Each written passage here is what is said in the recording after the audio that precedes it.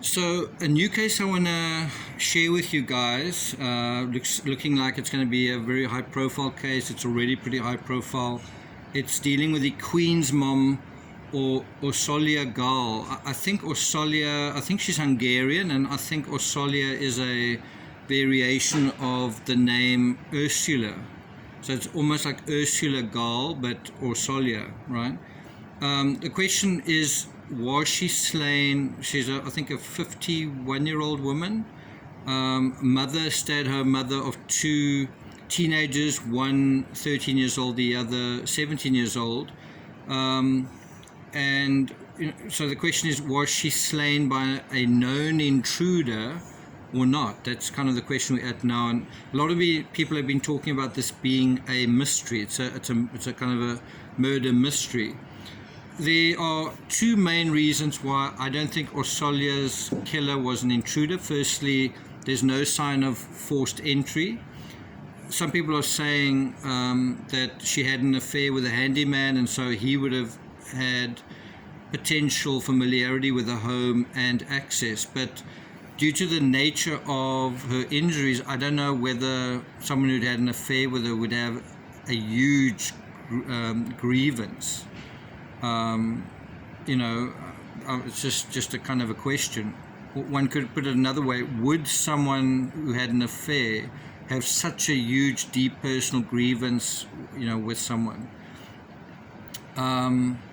Secondly, for some mysterious reason, the intruder didn't leave her body behind in situ. Didn't just leave the body, where inside the crime scene. Instead, a killer wanted to take her body and the crime scene out of the house. Now, why would he want to do that? And this doesn't make any sense if the killer was an intruder. There would be no reason for a killer coming from outside to also want to take the evidence and, leave more evidence outside. On the other hand, if Orsolya's killer was not only known to her but lived with her, then you can see why an effort may have been made to stage the crime to make it look like an outsider killed her. And then we get to the text, which feels to me like a stage text. It also creates an impression that the criminal is based somewhere else, and even gives a location, self-identifying himself, albeit indirectly. Now, so far I don't get any sense that from the text, the law enforcement are sort of homing in on someone specific.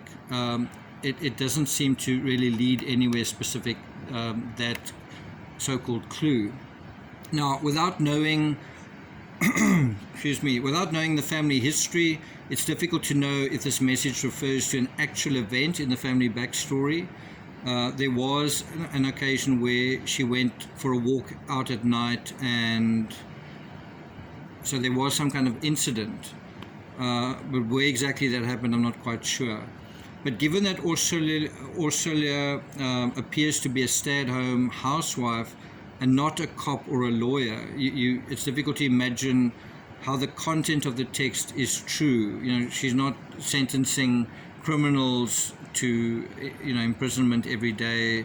You can't sort of imagine a conventional scenario where someone would have such a serious bone to pick with her. Was it a gardener that was fired? Was it a domestic worker that was fired? What is the story? Was it a babysitter? So if the text isn't true, and if the text is part of the staging, then what could the motive be here? So it's possible there was some infidelity going on. We already know that there apparently was some infidelity with a handyman. Who could be upset by something like infidelity in terms of a family structure? Also, I think the question one could ask is, who might be the most upset by that sort of thing? If there was infidelity, someone close to her, I think, didn't like it. It's also possible that the betrayal was regarding something else, a sibling possibly receiving favored treatment or more favored treatment, or the perception that certain expected treatment wasn't happening. Now, bear in mind, the husband, Orsolya's husband, and eldest son were, I think, out of the state. They were looking for colleges at the time that this happened. Her youngest son was home with her, and when the authorities arrived, he was upstairs and didn't seem to know what was going on. He didn't know that his mother was missing. He didn't seem to know that there was a commotion in the basement earlier that night.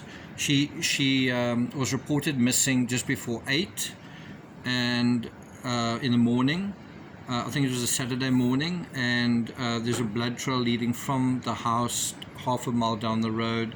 A figure was seen dragging a hockey sort of duffel bag, and that CCTV footage is certainly the center of a lot of studies, speculation, and controversy. According to Fox News, quote, investigators believe Gaal's killer entered the family's home and killed her on the first floor and then took her body to the basement. I don't know how they know that she was on the first floor, but when the son was found, when the law enforcement arrived, they understood that he was on the first floor. So how was he not aware of that? Law enforcement sources, according to Fox News, have said that the cops believe that the killer knew Gaal, and there were no signs of a break-in, and the ferocity of the attack indicates extremely personal anger. Now, where do you think that might come from? What's the source of that emotion, really strong emotion? The fact that her killer sourced a hockey duffel bag inside the home to load and transport her body in, and this bag was used by one of the kids. So this bag that was used actually belonged to one of the kids. And so the killer, whoever it was, must have felt comfortable enough to spend an extended time inside the home, sourcing this bag, finding the bag, using the bag. The other thing to mention is, how could this intruder have felt comfortable enough to hang around, right? How could this intruder have felt comfortable enough to use the basement as part of his base of operations, staying until 4:30 a.m. before dragging her out under the cover of night? So one can assume she kind of arrived home at about 12 or 1. She went out that night, and something probably went on, or possibly went on, for several hours. So why would an intruder feel comfortable to be in the house for that length of time if someone else was also in the house? That's one of the mysteries, one of the questions. Besides all of that, her killer seemed to also know Orsolya well enough to access her phone. Whoever did this seemed to know how to access her phone, use her phone in order to send this strange text to her husband, right? And thus be able to type and stage the text. So who would be familiar with her and have that kind of access to her phone? Question mark. Also, the fact that the person of interest has been identified but not named suggests there may be certain legal technicalities may be applicable.